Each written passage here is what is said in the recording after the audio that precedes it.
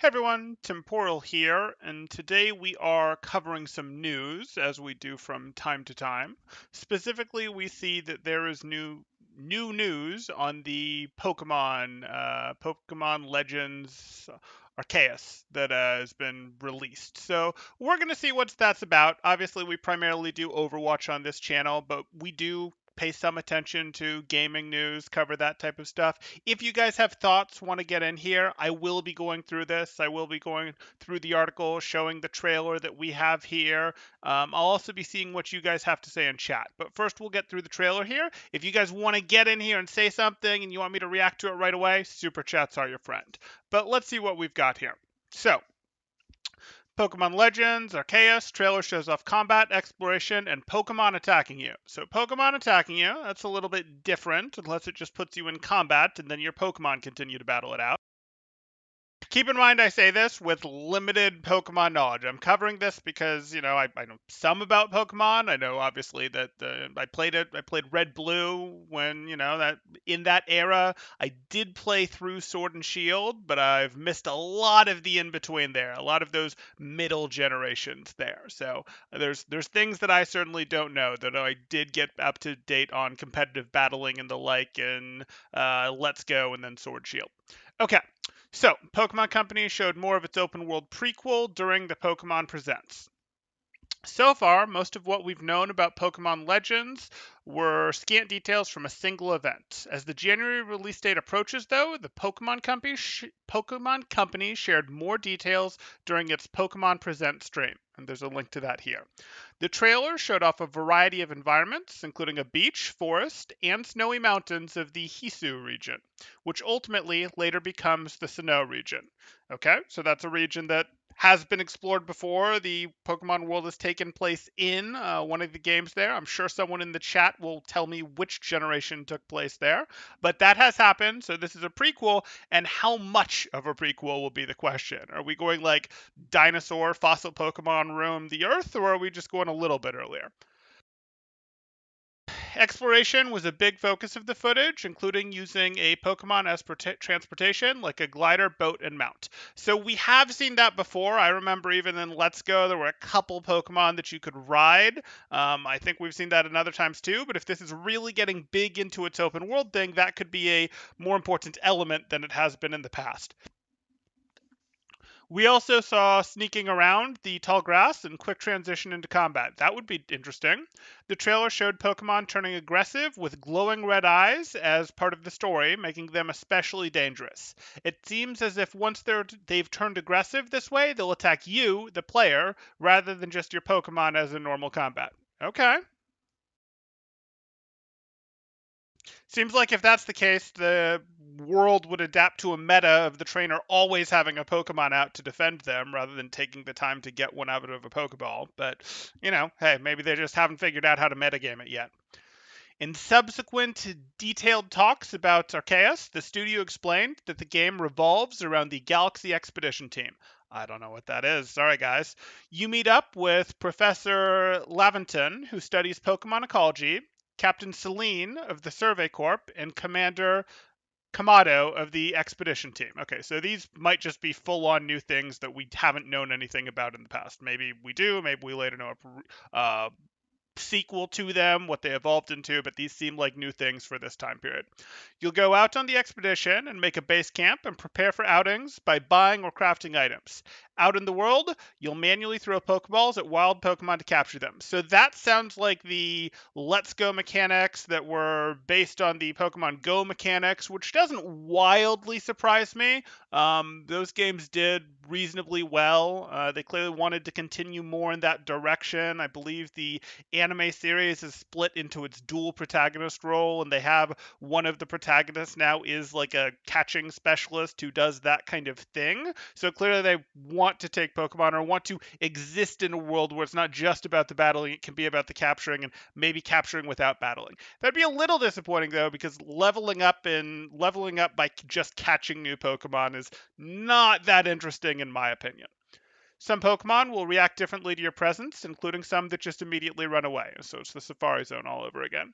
So you'll need to hide in tall grass to sneak up on them. Okay, that could be better. You can initiate a battle by throwing a Pokeball containing one of your own Pokemon near a wild Pokemon. Okay, so they do give you a way to battle for experience. I like that. An action chart to the right side details the battle order, and some faster Pokemon may be able to act multiple times before their opponent can once. So this, in my opinion, has been missing. Like, I like this. I like the battle chart on the side of, like, no, if you're enough faster than them, you can double them. Or even if you can't double them, you can go, you act once, they act once, you act once, they act once, you act twice, they act once, you act, like, that sort of thing. Like, that I like that. That makes the speed stat more relevant. From a competitive standpoint, I'm not sure the speed stat needed to be more relevant. I mean, everything either needs to be faster than the opponent or it needs to be able to take the hit, then counter something. That's just how it works.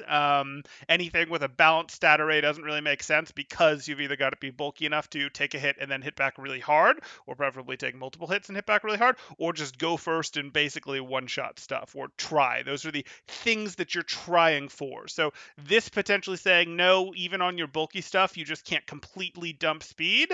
I like this as a change. I also like this as a change just because I think it makes more sense personally.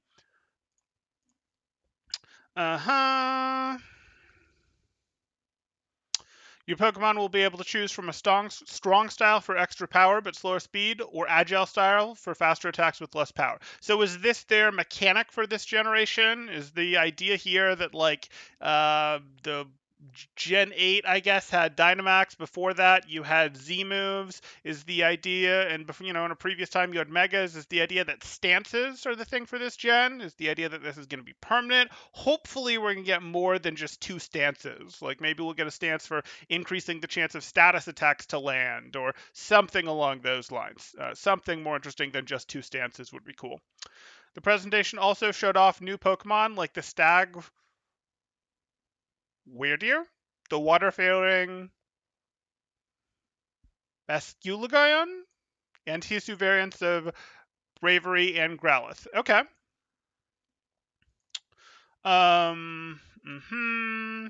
You can pre-order it on the eShop starting today, and this article is dated for today. We are current, guys. Usually we are. Sometimes we're a day or two late. Previously, the company had announced that Arceus was set in the Sinnoh region, but it takes place long before the modern Pokemon training even exists. So what's the story with Pokeballs here? Are they going to use, like, wooden Pokeballs? Is that what that is in that animation? Because I think I remember there was something about, like, they used to use tree nuts or something as Pokeballs. I don't really know. I'm sure chat will know better. We have some Pokemon fans in our community here. It also said to represent a new approach for Pokemon with more of an action RPG focus. I'm not sure everything needs to be an action RPG, to be perfectly honest, but I think this is probably a good move. I think that this series, fans have complained, as I understand it, about this series really still feeling like for the last few generations it's stagnated. It hasn't really gotten better. It's still like those 90s Game Boy games and like the Switch, oh, it's a console, oh, it's this, and the graphics were kind of meh. The animations were kind of nothing. So like doing some, hey, let's advance it, let's actually try to bring more to this that isn't just making the battle mechanics even more complicated and harder for new people to get into competitive. Like, if you can make changes to the series that isn't just making that messier with like held items and EVs and IVs, that's probably good for the franchise. The earliest trailers drew comparisons to The Legend of Zelda Breath of the Wild due to its visual style and wide open areas. Yeah, I don't know that I'm really looking forward to a second renaissance of open world. I feel like we overdid open world the first time we did that renaissance. Everything was open world, and it just got overdone. That said, Breath of the Wild was a very fun open world game, so I'm not going to complain. I'm not going to complain about that one, and I understand why people want to mimic it. Anyway, it's coming out January 28th, 2022. So that's what we have here for the article. Overall, before I react to chat, my thoughts are, no, we're not going to react to chat yet. Let's actually watch the trailer here. I may have to pause this a bit because I don't want to get claimed, but let's do this. So we get some background. Let's full screen this for you guys. We get some beaches.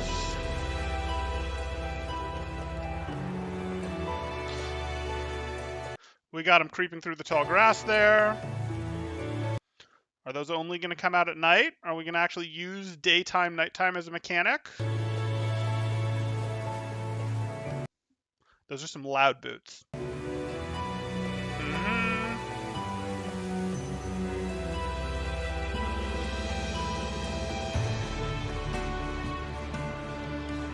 Sure.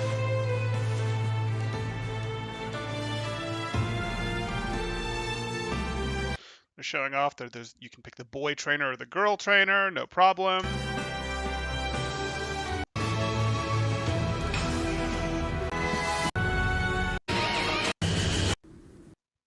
Oh, that's not rewinding appropriately. Let's try that again. Ugh.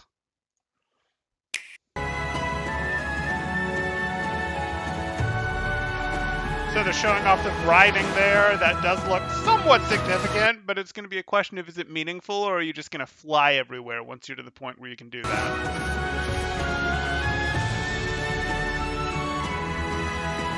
Like, we've seen some of the stuff where it's like riding, for example, in Breath of the Wild wasn't all that relevant because you ended up teleporting everywhere.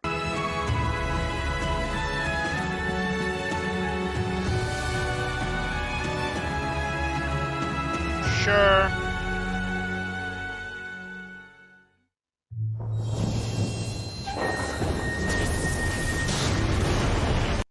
Skittles just come flying out of the sky? Okay, why not? And here's our angry mechanic for them. And again, they're running at the player, but we don't see what that... Okay, that did cause some sort of damage. Like, we don't see a health bar or anything. We do see the ability over here to swap between the Pokemon that they can, I guess, quick throw if they start the battle by throwing their Pokemon at it. But I don't see any sort of health bar. This is like, yes, you're red, you took damage, but like, I don't see hearts up here. I don't see a health bar up here. Is it like you get 2 hits and then you're eliminated? Like you turn red and then if you get hit again, you just go back to the last place the last Poke Center? I'm curious.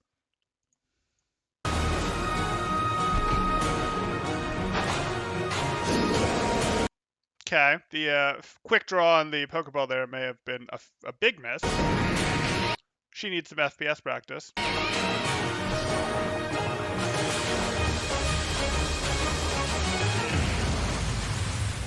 Okay.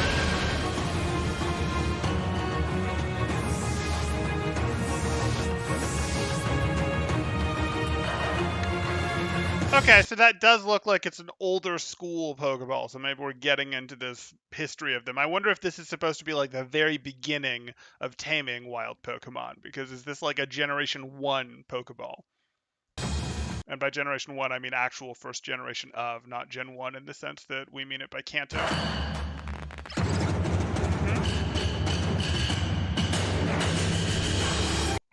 That is not amazing graphics for the Switch, but okay.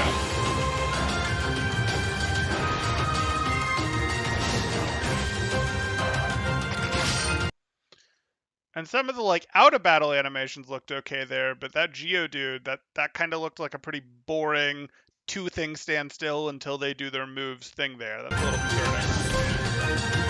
As did that. Like the out of battle stuff looks kind of interesting.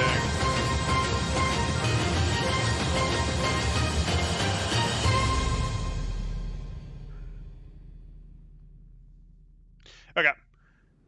They're masking it better, but it does look like the battle is going to have some of those same. Nope, they're basically going to stand still and they'll sort of move during their attack animations, which is unfortunate, but potentially progress. Okay. Okay, and there's our choice of trainers again.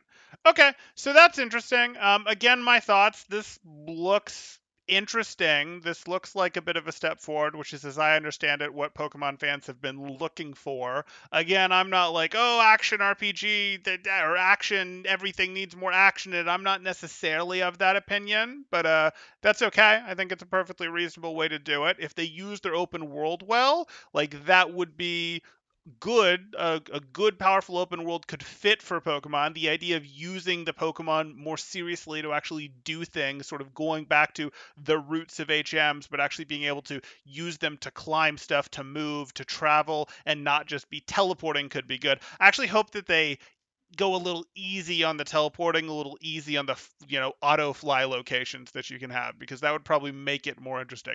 That said, you don't want it to be a walking simulator either, so there's a balance to be had there. Probably a good idea that they have some level of balance between combat happens by actually picking your Pokemon to throw at them. Then being able to jump you does seem like more interesting gameplay rather than just, hey, it starts and your Pokemon automatically goes out like that. So that could be good. Um, Stance mechanic, I don't know. If it's really only two stances, that's a little disappointing, though I do prefer the multiple turn option thing there if you get enough speed to outspeed them. Um, and then, I could hope for some things like I actually think they should move away a little bit from some of the silly hidden mechanics that they have in their competitive stuff. Like EVs and IVs have just gone a little too deep and they make the breaking into entry for it for new players a little unreasonable. But we'll see. We'll see. Okay, so there's comments here, but I'm actually going to catch up on chat first. You guys are usually pretty interesting in these, so let's see what you guys have to say. And then if things are still interesting, we'll move on and check the next thing in view comments here. Okay, so Val, and we know as a Pokemon, says the single strike and rapid strike thing came from the Pokemon TCG trading card game and later Pokemon mobile game, Pokemon Masters EX, where you can spam moves that cost less action points. Okay, action points, fine. Adam says, Temporal, I take over your Discord chat and am forming a grassroots takeover group.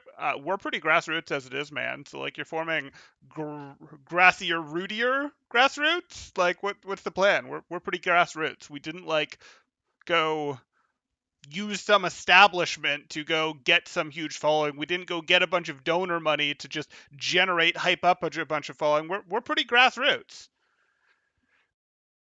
Was Sword and Shield the one that was called Meh by most, or was that Sun and Moon? Sun and Moon was the one that took place in the region that is clearly Hawaii. Sword and Shield was the one that was on the Switch, so I think people were hoping for it to be an out of the park hit. Instead, it had the Pokedex, it had the only so many Pokemon are in it, not the full roster. You can't get the full roster into it, which again, from like a balance standpoint, competitive standpoint, I just looked at that and sort of went like, oh, so it's like a season and anything else where you rotate what is and isn't legal. And as you go between your games, you rotate and you make some of different old Pokemon legal again in the format, that was conceptually to me fine. But I know that that was not everyone's stance. I also know that they went and added more Pokemon later. I went and, I played the game. I did the competitive, got Master Ball tier a couple seasons and went, okay, I'm bored. But it was, it happened. The game happened. I think most people would have said it was disappointing for having been a Switch game, it being on a real console instead of just a Game Boy or a DS, which are, the handhelds. They were expecting to make more use of the power. And this sort of looks like it might be making a little more use of the power. It doesn't look like it graphically holds up to some of the stuff that's been done on the Switch, but it does look like it's doing a little more in terms of the stuff you do in it than I think you were seeing in the handheld games. But again, my handheld, my experience in Pokemon is like Gen 1, and then Let's Go, and then Sword and Shield. And okay, yeah, I did a little Pokemon Go because everyone did a little Pokemon Go, but that's fine. You have no presence. You're asking me to fill the vacuum left by your poorly handled withdrawal. What poorly handled withdrawal? I put up. This is my fourth stream of the day. What are you talking about, Adam? You should invite Temporal to join it. Ah, wait, did you like create a new Discord link or something? Should I be worried about that? Are you siphoning people off from my Discord and like actually getting them into a new Discord? That would be impressive. The trailer looked pretty good. Yeah, I think it does. Oh, look, it's Bidoof. Okay, I liked the video. Cool, cool. About time Pokemon plays differently. It's been mostly the same for what, 8 generations? Yeah, I agree. You don't have to change for change's sake, but you need to move forward a little bit. You need to like move forward a little bit. We'll see. Breath of the Wild trend, yeah, I think we're going to see a Breath of the Wild trend where, oh, Breath of the Wild was so good and amazing, it was fantastic. Its secret element was open world. Let's all do open world again. And I'm just like, open world is fine. I like open world games, but they got overdone massively in a previous era, and that previous era wasn't all that long ago. I respect Temporal, but I doubt his ability to review Pokemon. Do you doubt my ability to review Pokemon competitively? Because, I could probably come up with, I couldn't right now, but when I was playing, I could come up with some pretty effective tier lists of what was and wasn't relevant in Sword and Shield. I didn't play it that long, but um, Master Ball tier is probably, I don't know how their tiers break up. I don't think they've published information like Blizzard has of how the tiers break up in terms of, in Overwatch we know GM is to the top 0.5%, Masters is 3%, Diamond is 8%. We know those breakdowns. They may have moved slightly, but that's roughly them. I don't think we know how they do that in Pokemon, or if people do, you could enlighten me. But it seemed like it was easier than, that doesn't seem like the equivalent of GM, but there is no higher tier. So yeah, my ability to review them in terms of like, oh, this one looks fun. Yeah, you can doubt my ability for that. My ability to review them in terms of how to competitively play that game, I could. Um, I could. I just don't think. I don't think that competitive Pokemon actually has enough of a following for it to be super relevant for me to do so. Like, to seriously do it, to do it at the level that I do Overwatch, I'd have to spend more time really getting into it that I haven't spent to do it at the level I do Overwatch, but I don't think there's the audience there. The Pokemon franchise and audience is huge, but the competitive battling scene, not so much from what I can tell.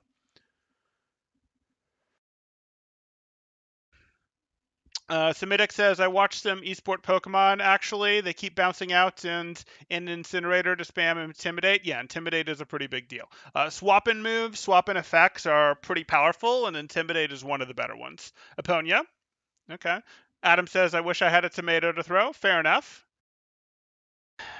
EVs and IVs sound like a headache to manage. I think they were a mistake. I understand what they were trying to do with EVs and IVs. They were trying to let every unique person's Pokemon feel different because they killed a different number of Ponyta, a different number of Geodude, a different number of Tauros, a different number of Jinx, and that causes their Pokemon to be different than their friend's Pokemon or than a Pokemon that they get on a different playthrough. They want them each to be unique and special and snowflakes, and I understand that, but that doesn't mix very well with competitive, especially with what they started with for doing EVs and IVs. I understand it used to be like, okay, and now spend, a bajillion hours, okay, maybe like 80 hours to get your Pokemon into the shape where it's the right set to battle, etc. And that's actually part of why they had the simulator. People do a lot people do seem to do more official battling on the simulator than they do in their games because it's such a headache to rebalance them on when meta changes, when you want to, when you try something new.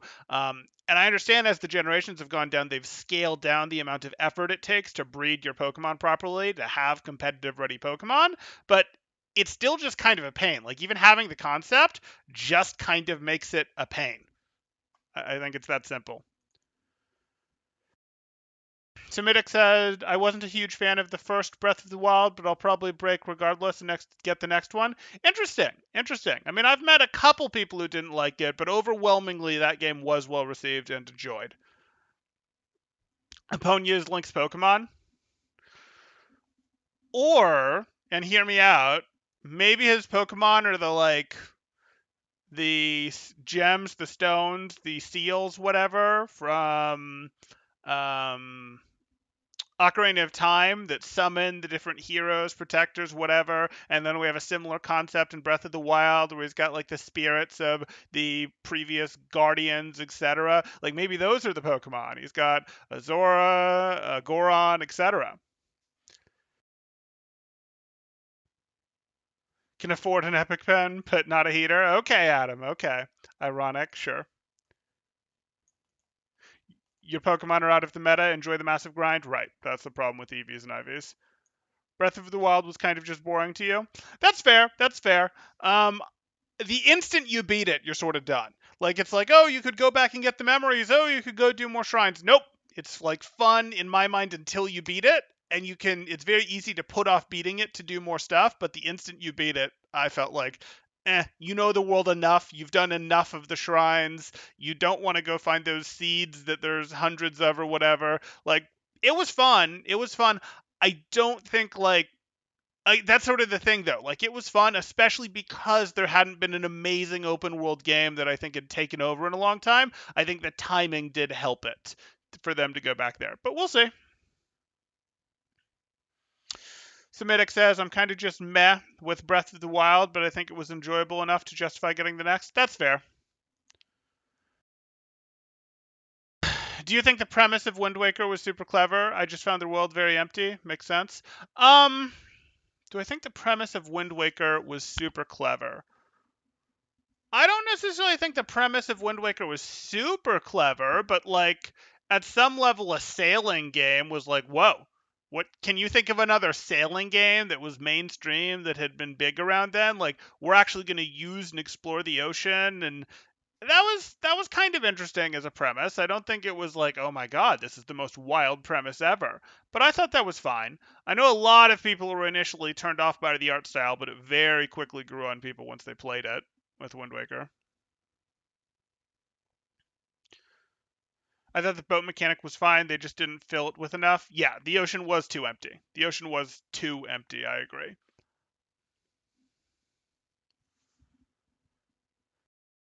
I mean, the idea of Hyrule being flooded into an ocean. Oh, I mean, sure, that's fine. I guess I meant the story. Got it. Got it.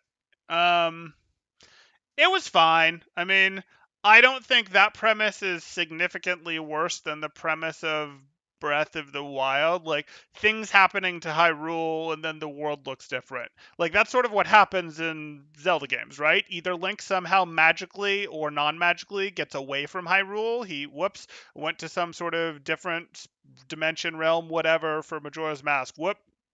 Whoops, for Link's Awakening, somehow a boat got sent off somewhere while he was on it, and now he doesn't know where he is, and now maybe he's in a dream world. Okay, whoops, now we're off in um, a different time period of Hyrule. Another different time period of Hyrule. Now Hyrule's been flooded.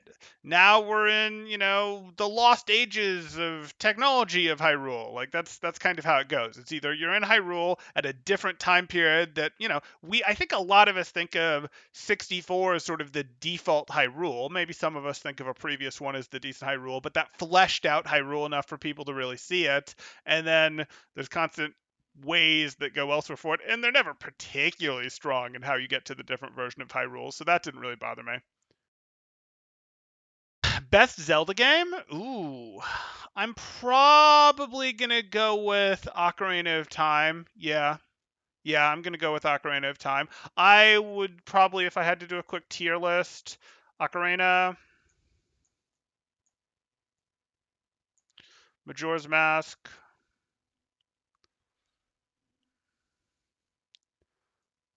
Breath of the Wild, but it's very close on Breath of the Wild before. Um, Sorry, what was I putting here next? Wind Waker. Then I probably get into Seasons Ages.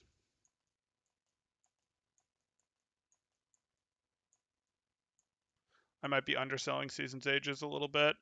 Um, then I probably go for something like Link's Awakening.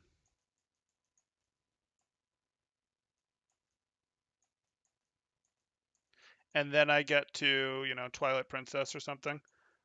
Yeah, I'd probably go something like this. Something like this. Well, starting off, the first time in the series they acknowledge the problem time travel creates for Hyrule. Yep. I'm a sucker for Majora's Mask with Ocarina of Time following close behind. Fair enough. This isn't Hyrule destroyed. This is Hyrule erased. Zelda lore is complicated. So we've heard. Remember that weird spin-off they did where you like fought armies of enemies? Um, I think I know which one you're talking about, and that's just a style of game that they decided to put Zelda in. We've seen that style of game for Fire Emblem as well, for example, if you're talking about the game I think you are.